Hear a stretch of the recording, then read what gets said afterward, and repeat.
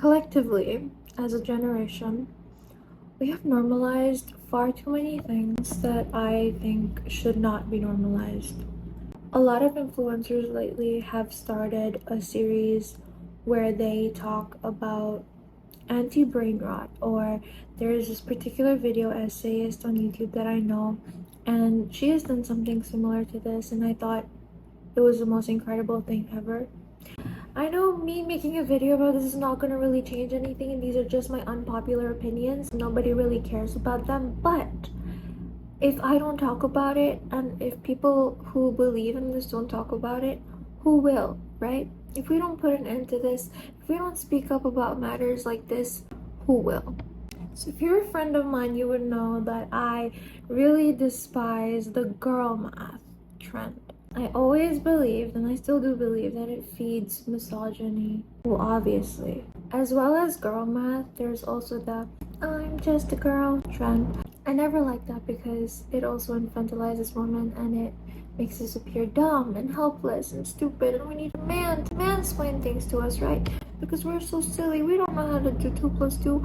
We don't know how to, we can't understand anything. All we do is just bows and matcha and labubus, because I'm just a girl and I have these silly little things in my girl dinners, and then that's all I am. But I actually just need a man to help me understand these things. And whenever I would express this, my friends would be like, but it's just a trend, it's funny, it's fun. I'm like, yeah, it's funny, it is fun. It's all fun and games until you realize that you're actually enabling misogyny. In the long run, this particular trend that you participated in could be the cause of so many things, like perhaps the wage gap is not disappearing because we women are still belittling ourselves, and we are feeding the idea that we are less than men and we don't deserve to be paid as much as them because we're dumber, we're just silly little girls, we don't know how to do anything. Like, do you understand what I'm trying to say? And I kind of just swore to myself that I'm never going to participate in this trend. And this is not, I don't think this is being pick me. I think this is actively choosing not to participate in something that will harm me and my entire species. Another thing that we have been sugarcoating as self-love and self-confidence is self-centeredness. I can't be the only one who thinks that influencers, like a particular one who's been involved in a cheating scandal and going back to her ex and blah blah blah, I felt like she was promoting narcissistic behavior and sugarcoating it to be self-love or self-confidence. It is not self-love when you think of yourself as the center of the universe and you're just cruel to everyone around you. That is not self-love. I think we should be preaching kindness. We should be preaching kindness to ourselves and to others instead of promoting these narcissistic behaviors. Like, are you cutting people off because you love yourself, or are you cutting people off because you're just a bad person? I believe this should be a topic for another video. Honestly, like, I could go on and on about it, but for now, that's enough. The topics are getting serious, so I put my glasses on. Third thing I want to talk about is nonchalance. Why are you afraid of double texting? Why are you afraid of expressing your emotions? Why are you afraid of being perceived? Or why are you afraid of being perceived as someone who cares? Why are you afraid of being perceived as someone who can show love and feel emotion? What has happened to us? If you know me, you know I love double texting and texting in like all caps and with 3 exclamation marks at the end. Like, I simply cannot do nonchalance. I'm sorry. Why must I act cool? Honestly, I understand where it comes from, and I think it's because obviously we're all afraid of getting hurt, and because no one really wants anything serious lately, which is my next point.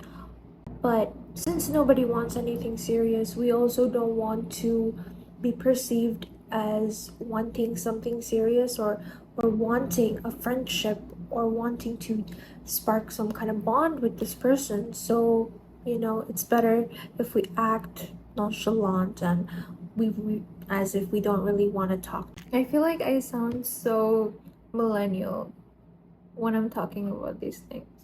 But my next point, and the thing that pisses me off the most, is situationships. What the frick is a situationship? I mean, we've all been there, right? At some stage, we have all been there.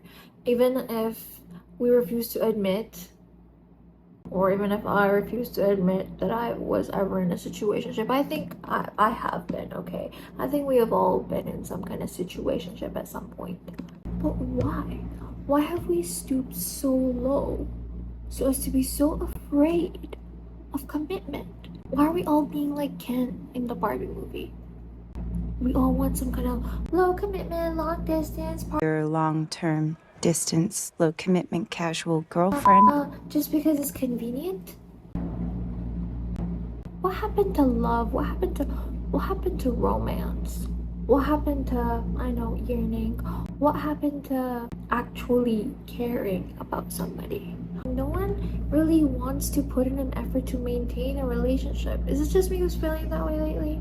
No one really has the time or the attention span to even continue a conversation. No one really wants to make the first move, you know? Even men don't want to make the first move lately. They want the women to make the first move. But anyway, I believe I mentioned this at the beginning of the video, but another thing we're normalizing is brain rot. Do you sit and think about what brain rot means? Do you understand that it's literally rotting your brain? And we think it's funny. We think it's funny to rot the only thing that is pretty much keeping us alive and going, and the only thing we use to survive every single day. Why is it funny to be stupid and call it brain rot? Why are the most random, inexplicable, incomprehensible, what's the word? See, like, we are turning meaningless words into a meme. We're allowing, like, the younger generation, like Gen Alpha, to just be stupid and get away with it and, like, you know, romanticize it. Like, I've got multiple nephews and nieces and they're all considered Gen Alpha. And when they show me like brain rot stuff that I have also not encountered, and I feel old when they do that, but I'm just like, I look at that stuff and I'm like, the other day my nephew showed me that dancing cow meme, and I believe it's old now, but I was like, what? Like, what is Smurf Cat? What are we doing? Why are we allowing this to happen to the younger generation? Why don't we promote like intellectualism? Why don't we promote good stuff, good content? Why are we promoting stupid little stuff that literally makes no sense? Why are we normalizing it? And why do we consider it cool when someone brings up brain rot or talks in brain rot? Like, I don't think that should be the new normal. Even if you're talking to a guy and he just speaks in brain rot or sends you brain rot reels, I think that would immediately give me the ick. It has given me the ick. Like, I'm sorry, this is just not made for me, I guess. I sound so millennial when I say this, but do you understand what you're doing to yourself? Practically destroying your future with your own hands. And you think it's funny. And of course, this video cannot go without talking about labubus. Or okay, let's say overconsumption. That includes buying labubus. Consumerism. Why are we promoting consumerism? Why are we feeding capitalism? Why are we buying unnecessary shit? Why do I need to buy that particular sweater for fall because fall is coming next month? Why do I need to have this particular code of Shein item? Buying a new overpriced matcha every single day. I might not even like matcha, but I just do it because, well, it's trending. I don't even like reading that book, but I bought it because it's trending. I don't even like labubus or any kind of other keychains on my bags, but I'm just doing it because it's trending. I'm just lying to myself and I don't realize it. Do you really think a labubu looks good, or are you only buying it because it's trendy? Do you really want that keychain on your bag? Like, oh my gosh, it's not just labubus at this point. It's like so many different types of collectible little animal things or keychains that people are putting on their bags. And yes, they do look cute, but why are there so many of them, and why are they all so overpriced? Why do we all need to have those keychains in our bags to feel validated or to feel included? Honestly, I don't think a labubu looks good. Like, if you think it looks good or cute, that's okay. That's everyone has a right to an opinion, all right? I personally find them really terrifying. I think they look scary and they're pretty demonic, if you ask me. But if you like it, that's completely alright. But just ask yourself, do you really like it? Or are you doing it because it's trending?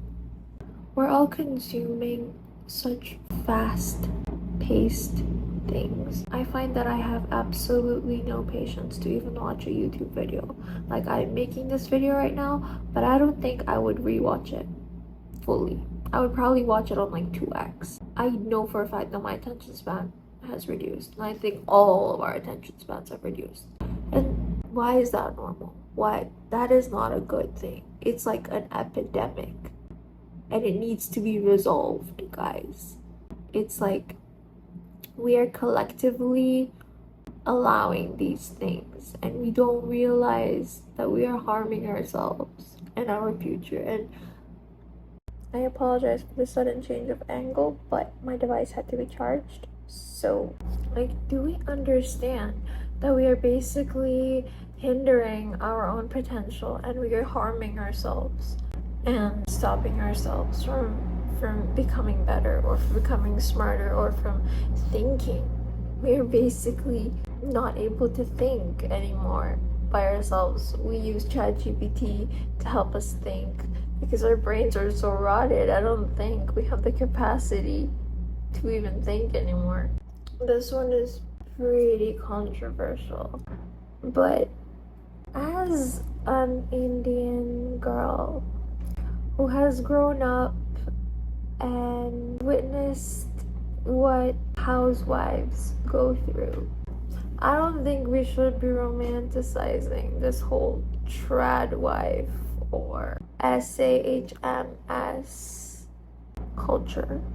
In no way am I belittling women who choose to do that. I think it is completely up to the woman to decide, and I think that is what feminism enables. Although a lot of these supposed trad wives say the opposite. A lot of them start criticizing modern feminism, and their belief is basically that they are going against modern feminism and being housewives. But I personally believe that feminism is what enabled you to do that. If feminism didn't exist, you wouldn't have the choice to be a stay-at-home mom. You wouldn't have the choice to be a housewife, you know? And working women wouldn't have the choice to be working women either. I am not belittling either of those two options. I think every woman should be given the choice to choose what she wants to do with her future. No matter what path you choose, I think both paths are equally important and equally special, and I think to each their own. That is all. But the only problem I have with the romanticization of the trad wife culture or the stay-at-home mother thing is that they are promoting dependence on men, and in this day and age, I don't think that's possible. I don't think that's good for you. I'm only saying this as someone who has grown up around women who are forced to be housewives. I think it's only like the fairy tale that they portray to be on Instagram if the man is like an actual provider, or if he's really rich and if he's really caring and things like that. I don't think any woman can achieve that kind of lifestyle that they portray online if her husband is not the supportive kind, or if he's not very rich. I said it, okay? I believe that a woman should be financially independent, even if she's a traditional wife or she's whatever she is. She needs to have her own source of income, and that makes the difference. What I will say is a lot of this content you've been seeing recently about stay-at-home girlfriend, stay-at-home wife, they have a job. These women are not stay-at-home wives, stay-at-home girlfriend, stay-at-home insert here. They have a job, and that job is content creation. They're employed, and that employment is that of being an influencer. Furthermore, actually, and I don't care if anybody jumps me about this because I will rest on this hill, argue with your mama, relying on a man for your financial security and for your survival, your existence, is a one-way ticket to hell. And if you don't believe me, you need to ask the stay-at-home wives that when I was a tech recruiter were trying to re-enter the workforce because their husbands up and left them with nothing and left them with the kids and left them with a whole bunch of financial mess to deal with and no income. And they were struggling to get back in the workforce. I will rest on this hill. You want to be a stay-at-home girlfriend, you want to be a stay-at-home wife, baby, this is Burger King, you can have it your way, but you better get yourself a little flexible career, you better get yourself a little business, a little side hustle, you need to be bringing some income in, point blank, period. So yeah, like I said, I absolutely support any decision that a woman makes for herself. It is her life, but I believe that she should still not depend on the man completely financially. Last but not least, on today's video, I want to talk about how we're kind of being overly dramatic and overly sensitive. Like, I feel like no one is able to handle even the tiniest bit of criticism, and I know it's not our fault. We as a generation have collectively stopped a lot of things. Like, we have dismantled like a lot of offensive behavior that used to happen in the past. Like, we no longer accept racist comments, we stop people from body shaming, we stop our parents and our grandparents from commenting on other people's looks and behavior. But I also feel like we've started doing really silly things like censoring the word weight or food. And I understand that some people can be sensitive to that, especially people who have suffered eating disorders and things like that. But isn't that taking it a bit too far? Like, I understand if we censor bad words or things like blood or gory images and things, but censoring words like food, I don't know. Maybe it's like I have also dealt with an eating disorder at one point in my life, but I think the more we protect ourselves from the tiniest little inconveniences, the more we become weaker, I think.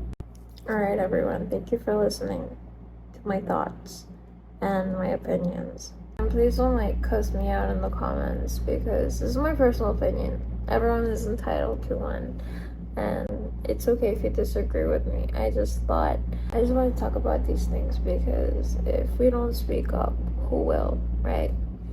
And if we don't put an end to things that are harming us in the long run, who will? I hope this somehow does give you some kind of awakening if you have fallen into any of these things. And it's not your fault that you have. It's society, it's social media, it's all of us. And I hope we all stay protected, and I hope we all grow more intellectual. I hope we are smarter and stronger and healthy.